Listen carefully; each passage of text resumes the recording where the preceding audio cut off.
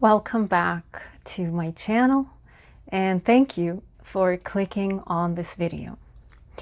If you watched some of the other videos, you would have noticed that I am trying to do various methods of presentation just to see what people prefer, So feel free to comment under this video, under whichever video that you appreciate more, the visual or the optics or the style of presentation, so that I could get some feedback onto this channel. Now, this is a fairly young channel, and like I said, I am grateful for you being here. I would very much appreciate it if you were a regular to maybe consider liking, sharing, or subscribing, especially subscribing and liking. Not because, well, listen, I want to build a following. I would love to build a community, but also it's a method of exchange of energy. Believe it or not, for people like myself, we're just able to sense the energy of the people around us. And this is a method of energetic exchange, because I do tarot readings as well as oracle readings, and constant sharing of energy with me and between us will further assist in more accurate readings. In case you watched some of the videos that are there and you're like, that none of this really connects with me. So yeah, feel free to share, like, as well as subscribe. Now, the last video I did was about, I called it Forbidden Knowledge, because I do believe that a lot of the laws of the universe were lost throughout the ages, throughout history. Not a conspiracy theory. And I believe it's worth looking back into some of the universal laws. I believe a lot of our problems right now that you're seeing, regardless if you're seeing them on a personal scale or if you're watching the news, a lot of the problems that we're witnessing right now and that we are going through as a human species, both on a personal scale as well as a collective scale, are a direct result of our lack of understanding of universal laws and how we as a race have drifted and are no longer living in harmony with the universe that we are a part of. So I wanted to discuss with you today the law of vibration. The last video I did got a lot of views, and I'm thankful and grateful. But it was about, I introduced the concept of the laws of the universe, and I went through them all. But then I only discussed briefly the law of attraction. The law of attraction is intertwined, if you may, though not dependent 100%, on the law of vibration. The law of vibration is its own law. The law of vibration is important because for me, when I learned about the law of vibration, it was news to me. And I'm a doctor. I went to medical school. I'm not a practicing physician right now, but I did go to med school and I did graduate, and I was specializing by the time I left. That's another video. So it was truly interesting to me. I know that our thoughts, our nerve impulse or nerve signals, which include thoughts, are propagated or transmitted, which I always knew was energy. I always understood that. But it's funny, it never truly clicked up until I learned about the law of vibration. So the law of vibration belongs to quantum physics. And my understanding is in the West, I come from the Middle East. I didn't really learn much about quantum physics, and a lot of the laws, the scientific laws of the West were deemed blasphemous when I was growing up in Saudi Arabia, so I never actually learned them in school. They were blocked out of my curriculum. So quantum physics, in it, it is explained that everything in this universe is made out of atoms as well as particles. And that includes everything. That includes you. That includes, whatever you're holding in your hand, the cup, the coffee that you're drinking, regardless if it's liquid, solid, or an animal form. These particles, they vibrate, they oscillate constantly, even if the object is a solid object. And it doesn't seem to you like it's the particles are moving. They are oscillating at a frequency that is very, very unique to them. So you right now, watching this video, as am I, we emit something called a frequency. We emit a vibration that is very, very unique to us. Your frequency, your vibration, nobody shares with you, even your family, even if you're a twin. Nobody shares your frequency or your vibration. It is very, very, very unique and authentic to yourself. And this links in directly, by the way, with the videos where I urge you to find your authentic self, and I present the Enneagram tests, which is essentially a personality test. So I just wanted to solidify this information by giving you an example.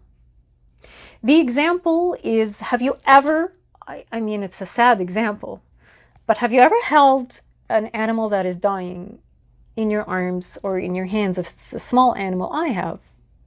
And I can recall knowing the exact second that animal passed. Not because I was paying attention to when it stopped breathing or I checked its pulse, none of that. And I actually have heard stories, like I know a guy who lost his grandma like he's an adult now, but he lost her as a child.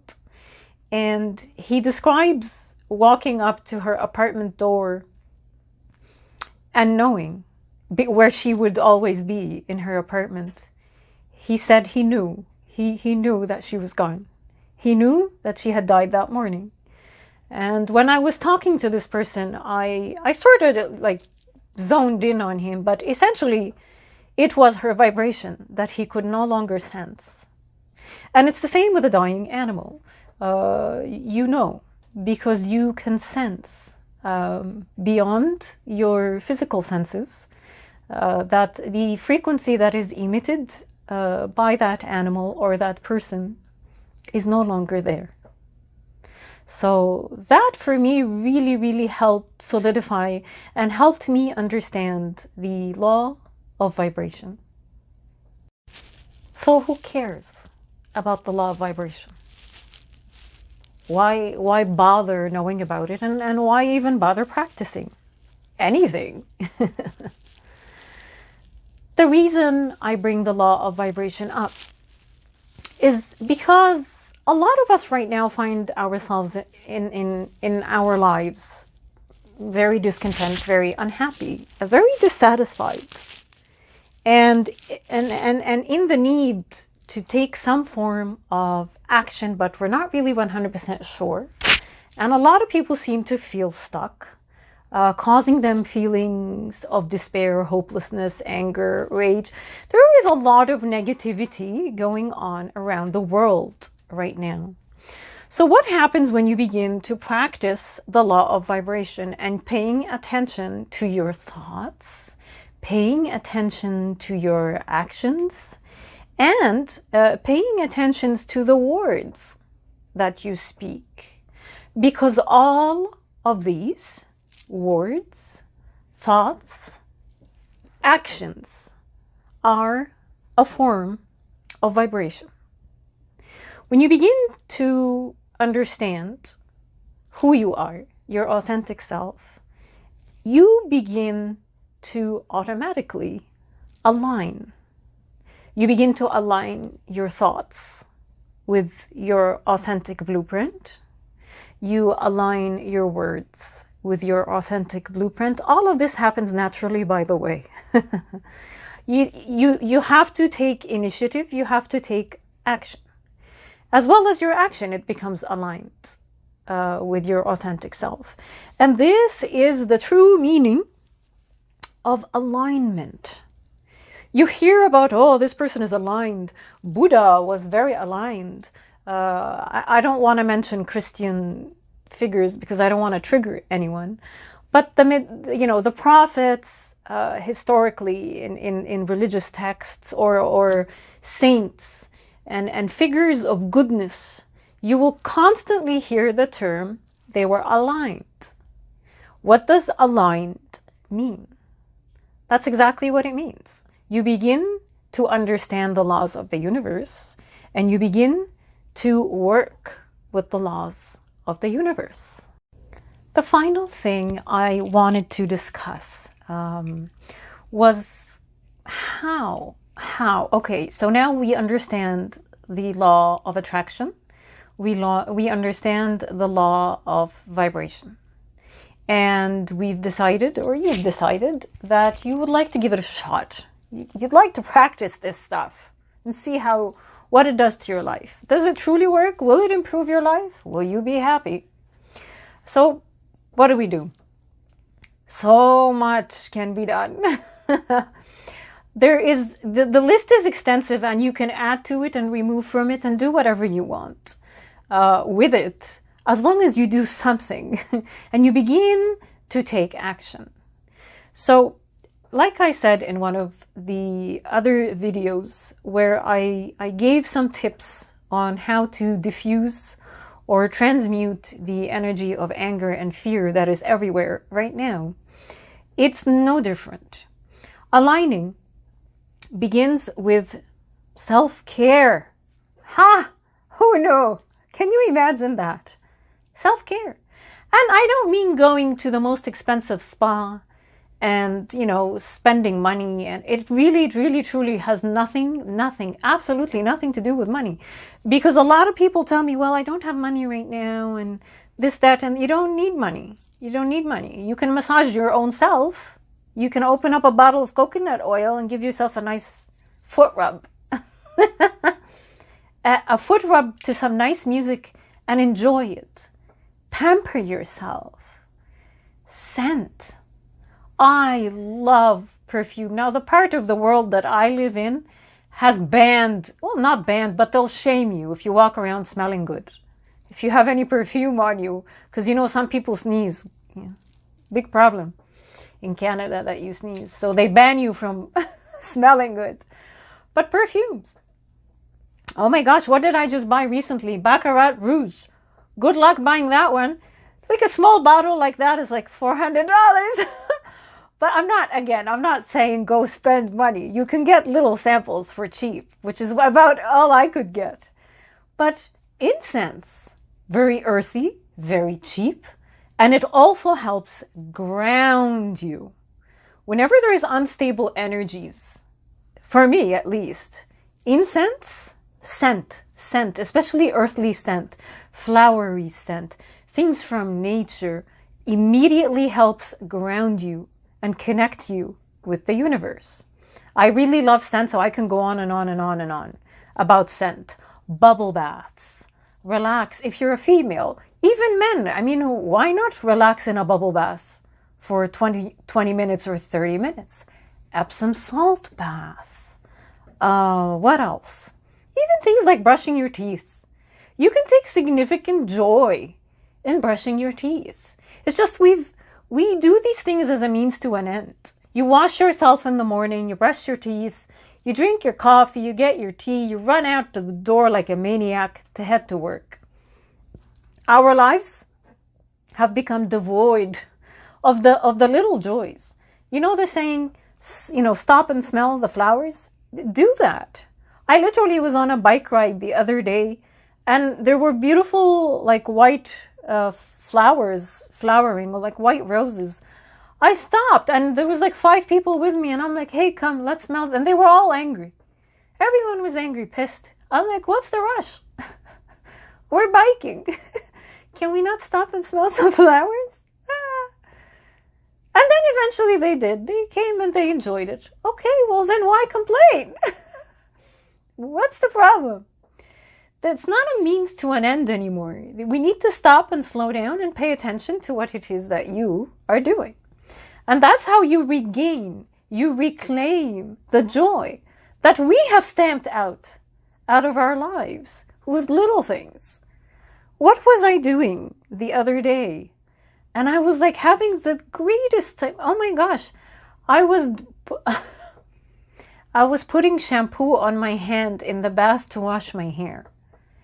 I had the greatest time doing that because I would use the shampoo and I would put it like a spiral, you know, the spiral of life. And it was so much fun. Anyhow, take time to enjoy the little things in your day. It doesn't have to cost you any money. And yes, self-care is big. Massage, anything body, dance, Tai Chi, all these things they fall under self-care. Even working out, you don't have to go suffer. You can enjoy your workout. It can happen. The other thing is eating. And I'm not going to call it eating. I'm actually going to say nourishing. Nourishing your body, because we no longer... There's so many people that have established a horrific relationship with foods. I don't know why. So food is another thing that we need to find joy in it again. And as you begin to take this seriously and practice these things, your body will begin to send you messages. You will begin to become more in tune with your body. For me, I used to drink wine every day before all of this nonsense began 2 years ago. Every day, wine. If I didn't have wine, I would enter a crisis. I haven't had a sip nor a drink in over a year. And I don't feel like I'm punishing myself. I truly just don't want to. And the same with coffee. I couldn't function in the morning without coffee. That's no longer the case. A lot of these changes came from within. So I didn't really struggle. It's not like when you stop smoking and you're like, oh my God, I have this headache. I have palpitations. This is happening to me. I'm gaining weight. None of it. It just comes from within, and if anything, it's the easiest. It appears to be the easiest thing, to the point that people around you will start being angry at you because you're able to leave all these low vibrational things behind. I'm not saying coffee is definitely low vibration, but for me, it was, because it was an addiction. It's same with alcohol. It was an addiction. The same can go with things that we enjoy as a species, including things like sex. You should enjoy it, but it should not become a drive of your life or a focus. It should not become an addiction. So as you begin to practice all these laws, the law of attraction, the law of vibration, you will begin from within. Your body is very intelligent. There's an intelligence within us. We've just been dumbed down. It will begin to send you messages, and you will begin to automatically respond and know and understand your body. The other thing you can do is meditate. Meditation, I'm not going to get into in this video. It is definitely worth a video of its own. But find 3 to 5 minutes. Man, it would be amazing if you spent 15 minutes every day. Sit down with yourself, close your eyes, and focus on nothing but your breath. It will be a battle in the beginning.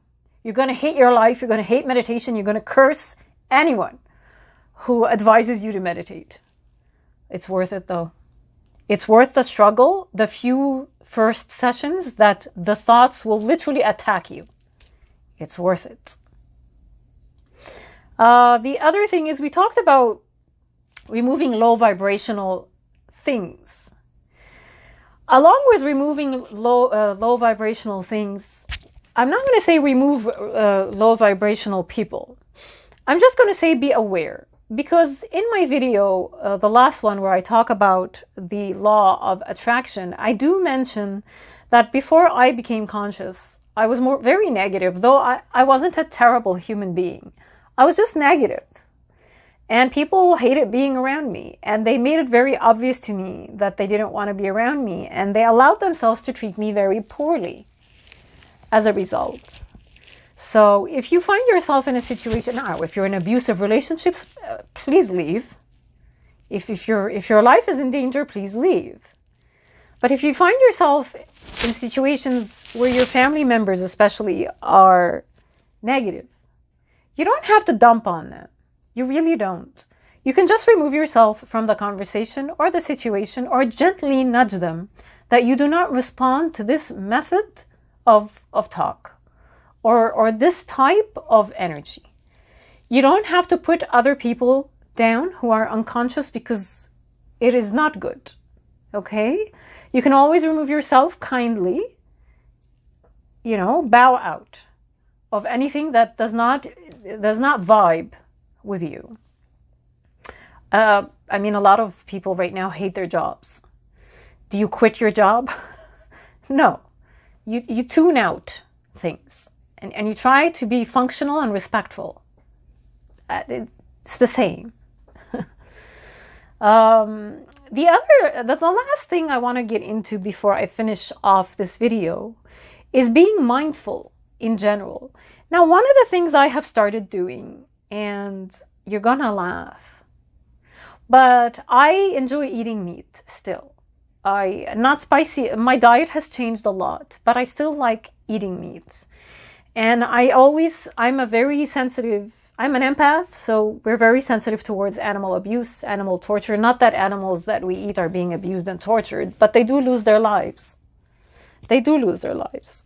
So instead of, I'm not religious, and I don't really like blessing food, but I have become mindful before I eat or drink, especially if I know that the meal that I'm just about to indulge in, an animal was sacrificed.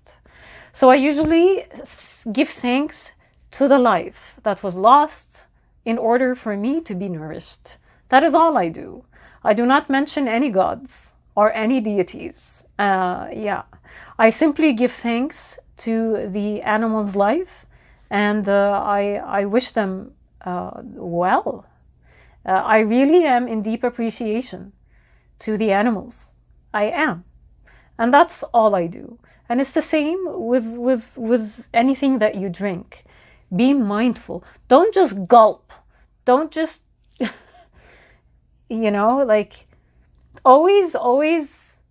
always be aware, I guess. Because in the end, all of this work that we're talking about and doing videos about and and practicing, all of it falls under the umbrella of raising awareness. When you raise your awareness, you raise your vibration. When you raise your vibration, you match the amazing and beautiful things that you want and that you desire. When you are an angry, jealous, hate-filled human being who projects nothing but anger and despair, how can you attract anything that is good? You are emitting negative vibrations. So these tactics, these things that I'm talking about that sound stupid to a lot of people, that is the work that needs to be done in order for anyone to raise their vibration. You want good things in life? Start doing the work.